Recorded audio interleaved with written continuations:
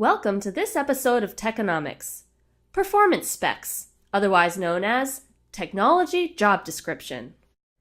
In our last video, you thought about ways your technology might be used to make a better product or a better process. The way your technology creates value for the people using it is called the value proposition. In this episode, you'll learn how to quantify that value proposition with performance specifications. There's a famous quote about the value proposition. Nobody wants a quarter-inch drill. They want a quarter-inch hole. Think of the performance specifications as the job description for the product. For example, we need a quarter-inch hole, 1 inch deep, in cement, in under 3 seconds. The performance specifications of the tool are listed on this spec sheet. Some other examples of performance specifications are power, strength, and lifetime. A spec sheet will also include product specifications like size, weight, and component standards. One product can have dozens of specifications, and these are just a few. Without a spec sheet, it's easy to imagine your technology has a lot of value. But for every application, there's a very specific job description. Without performance specifications, the true value of your thing will remain a mystery. It's important to remember that one technology can have many applications and many products, each with its own job description.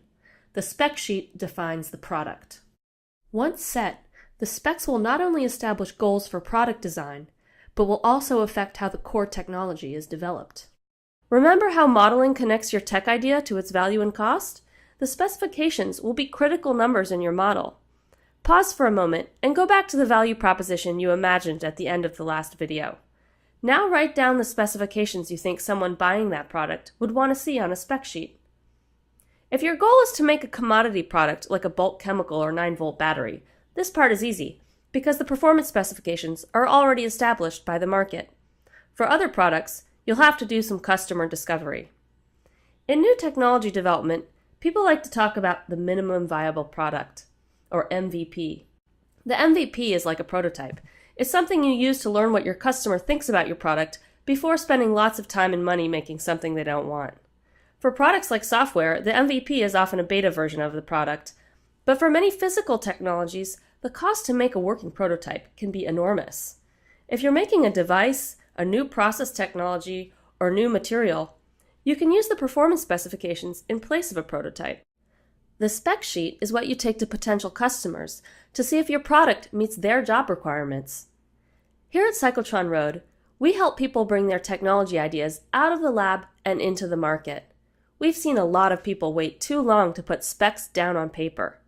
It's usually because they're not sure exactly what the product or application should be, and that's okay.